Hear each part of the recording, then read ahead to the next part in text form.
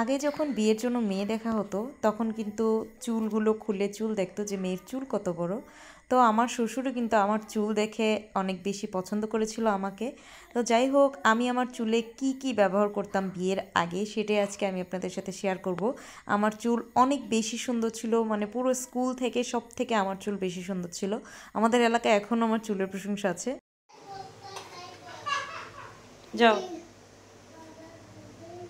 কে কে কে কে ডিম খাবে? কে কে কে কে কে কে জিঙ্কা চিকা দিচ্ছি দিচ্ছি দিচ্ছি। তুমি টেবিলে বসো, যাও টেবিলে বসো, যাও টেবিলে। নাও, জারিকে ডিম দিয়া এক খাবে। খাও, সুন্দর করে খাও। এই তো বিসমিল্লাহ বলা। হ্যাঁ,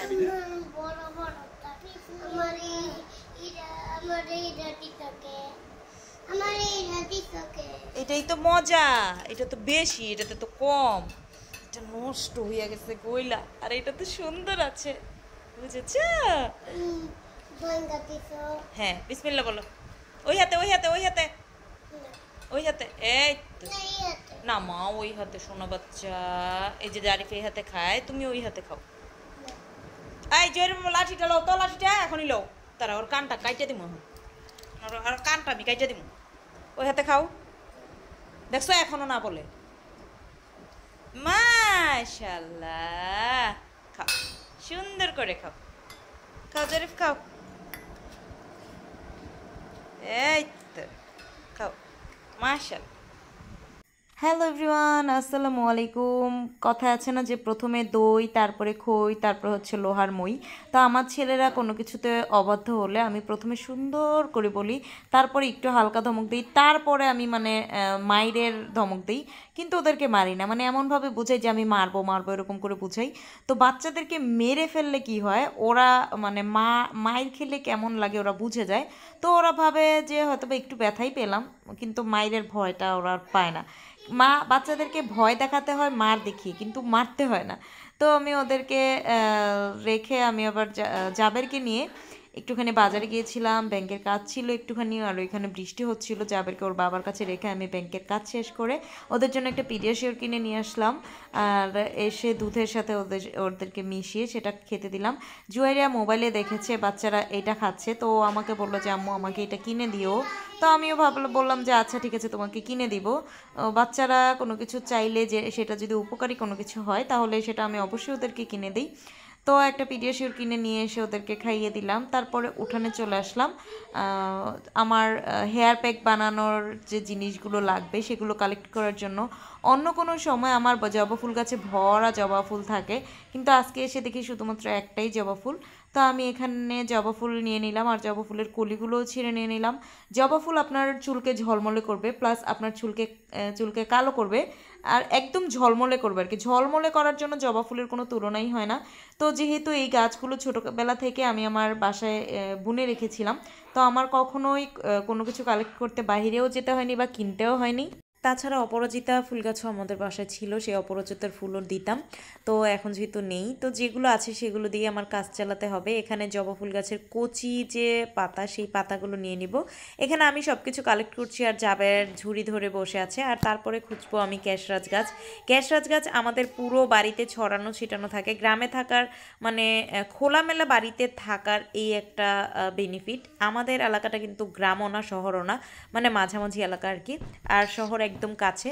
তারপরে নিয়ে নিব এই যে কি এটা, কেশরাজ গাছ। কেশরাজ গাছ অনেকে আপনারা চিনেন বা অনেকেই চিনেন না। কেশরাজ গাছের ফুলগুলো হয় সাদা, নাকফুলের মতো। এগুলোকে আমরা ছিঁড়ে আগে নাকফুল বানাতাম, ছোটোবেলায় খেলতাম অনেক।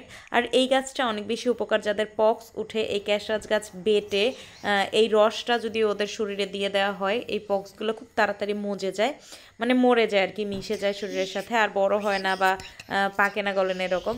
তো তারপর আমি নিয়ে নিব অ্যালোভেরা। এই অ্যালোভেরাটাও মাশাআল্লাহ আমাদের বাসায় আছে, সেই অ্যালোভেরা নিয়ে নিলাম। তারপরে আবার থানকুনি পাতা খুঁজতে যাব। জারিফ, জাবের, জুয়াইরা ওরা সবাই আমার পিছে পিছে। তো এই যে এখান থেকে আমি অ্যালোভেরা নিয়ে নিলাম, আর তারপরে এখন থানকুনি পাতা খোঁজার পালা।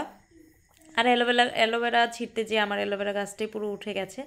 আর অ্যালোভেরা যেখানেই লাগিয়ে দেওয়া হয় সেখানেই খুব সুন্দর হয়ে যায়, মানে কোনো কিছুর দরকার পড়ে না, যত্নের দরকার পড়ে না।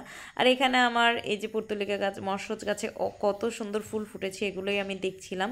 আর নতুন করে কিন্তু আমি যেগুলো বুনেছি সেগুলো সুন্দর হয়েছে। আর ক্যাস্টরাজ গাছের পাতাগুলো আমি ফেলে শুধুমাত্র ডাঁটাগুলো নিয়ে নিলাম। তারপরে আমি দুবলা ঘাস সেগুলো খুঁজতে গিয়েছিলাম। সেগুলো খুঁজতে বালুর মাঠে এসেছি, মানে আমাদের বাসার এই যে আমাদের জমি, এটা আমাদের জায়গা, আমাদের চাচা জ্যাঠাদের। তো এখানে এসেছি, এসে দেখি এখানে এই যে আম পড়ে আছে অনেকগুলো। এই গাছের আমটা বেশি একটা মিষ্টি না, অথবা ছোট ছোট আম বলে এই গাছের নিচে কেউ আসেও না। তো আমি হঠাৎ এসে দেখি 5 থেকে 6টা আম পড়ে আসে। জারিফ আর জাবের তো দেখে মহা খুশি। তো ওইদিকে দেখলাম যে ওই যে আরেকটা আম, জাবেরকে দেখাচ্ছি ওই যে ওইটা আরেকটা আম, তুমি ওই আমটা নিয়ে আসো। তো আমি আবার ওই পাশ দিয়ে যেয়ে আম নিয়ে আসলাম। আর ঝড় আসলে সব গাছ থেকে, আমাদের বাসায় যেহেতু 10 থেকে 12টা আম গাছ আছে, চাচা জ্যাঠা মামা আমাদের সবার মিলিয়ে, তো ঝড় আসলে আম পড়তেই থাকে আর আমরা সবাই মিলে কুড়াই। তো এখানে আমি জারিফ জাবের সবাই মিলে এই যে আম কুড়িয়ে নিলাম। আম কুড়িয়ে এই আমগুলো এখন নিয়ে যাব। আর আমাদের বাকি আছে আর কিছু সংগ্রহ করা, যেটা থানকুনি পাতা আর হচ্ছে পেয়ারা গাছের কচি পাতা। পেয়ারা গাছের কচি পাতা কিন্তু আপনাদের চুল পড়া রোধ করবে। থানকুনি পাতার যে শেকড়, এই শেকড়ের যে রস, এটা আপনাদের স্কাল্পের খুশকি দূর করে, প্লাস নতুন চুল গজাতে সাহায্য করে। আর একটা মিস্টেক হয়ে গেছে যে আমি যখন এইটাকে ব্লেন্ড করেছি তখন আমার পেঁয়াজ দিতে মনে নেই। পেঁয়াজও দিতে হবে। পেঁয়াজের রস যেটা, সেটা আপনার চুল পড়া খুব দ্রুত বন্ধ করবে এবং আপনার নতুন চুল গজাতে সাহায্য করবে। আর আমার চুল খুব দ্রুত বড় হয়, এটা বিয়ের আগে থেকেই, মানে ছোটোবেলা থেকে আমি আর কি প্রতি সপ্তাহে এরকম প্যাক বানিয়ে 3-4 বার দিতাম, এই জন্য খুব দ্রুত বড় হতো। আর বিয়ের পর তো আর সেরকম যত্নটা করা পড়ে না, কিন্তু আমি নিজের হাতে বানিয়ে তেল দিই, সেই তেলটাতে আবার খুব সুন্দর চুল দ্রুত বড় হয়, প্লাস চুল পড়া কমে। মানে যেটা আমি নিজে বানাই সেই তেলটা খুব দ্রুত বড় হয়। আলহামদুলিল্লাহ আমার চুল কিন্তু এখনও মাশাল্লাহ অনেক বড়, কিন্তু বাচ্চা 2বার সিজার হওয়ার কারণে, অ্যানেস্থেশিয়া দেওয়ার কারণে হচ্ছে চুল অনেক বেশি পড়ে গেছে। আর তাছাড়া জুয়েরা হওয়ার পরে কিন্তু, জুয়েরার যখন 1.5 বছর বা 2 বছর, তখন কিন্তু আমি চুল একদম ন্যাড়া করে ফেলেছিলাম। তখন থেকে এখন আবার চুল মাশাল্লাহ অনেক বেশি বড় হয়েছে। মানে আমার চুল মোটামুটি জাবের জারিফ যত লম্বা, ওদের থেকেও লম্বা আলহামদুলিল্লাহ আমার চুল। মাশাল্লাহ আমি আমার নিজের হাতে বানানো একটা তেল দিই, সেই তেলটা দেওয়াতে আমার চুল খুব দ্রুত বড় হয়, কিন্তু চুল পাতলা হয়ে গেছে অনেক বেশি। এই জন্য ভাবলাম যে বাড়িতেই যেহেতু সব কিছু আছে, হেয়ার প্যাক বানিয়ে দিই। তো হেয়ার প্যাক বানিয়ে চুলে দিয়ে আবার ধুয়ে ফেললাম, যেহেতু আমি আপনাদের সামনে আসি না। সো আমার চুলগুলো আপনাদেরকে দেখানো যাবে না যে আমি হেয়ার প্যাক ইউজ করেছি বা শ্যাম্পু করেছি বা কেমন হয়েছে, সেটাও দেখাতে পারলাম না, দুঃখিত। আর মেয়েও বড় হচ্ছে আলহামদুলিল্লাহ, মেয়েও মাদ্রাসায় দিচ্ছি, এজন্য ওকেও দিয়ে আবার দেখাবো বেশি একটা ভালো লাগে না আমার কাছে। তো যাই হোক, এখানে আমি ছাদে চলে আসলাম বিকেলবেলা এসে দুবলা ফুলগুলোকে আবার রিকভার করে দিলাম, মানে যে আগের গাছগুলো ছিল সেগুলোকে উঠে আবার ছোট ছোট ডাল করে টবে লাগিয়ে দিলাম। ছোট ছোট ডাল করে টবে লাগালে সেই গাছগুলো হেলদি হয় বেশি।